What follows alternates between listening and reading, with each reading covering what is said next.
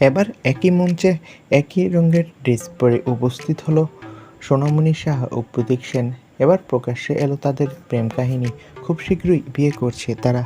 বিস্তারিত জানতে ভিডিওটি শেষ পর্যন্ত দেখুন। সম্প্রতি একটা অনুষ্ঠানে প্রতীক সেন ও সোনামণি সাহাকে একসাথে দেখা গিয়েছে। সেখানে অভিনেত্রী সোনামণি সাহা বলেছিল, আমি একা থাকি, কিন্তু আমার একা থাকাটা কোনো দুর্বলতা নয়, সেটা আমার শক্তি। কারণ আমি একা একাই সব জায়গায় যেতে পারি, একা শুটিং করতে পারি, একা দেশ বিদেশে যেতে পারি। আমি নিজের সাথে নিজের সঙ্গটা খুব ভালোভাবে উপভোগ করতে পছন্দ করি। আমি সত্যিই খুব ভালো আছি। অভিনেত্রী সোনামণি সাহা একটা অনুষ্ঠানের মঞ্চে এরকম কথা বলেছে। আর সেখানে সোনামণি সাহা যেই কালারের ড্রেস পরে গেছে, প্রতীক সেনও সেই কালারের ড্রেস পরে গিয়েছিল।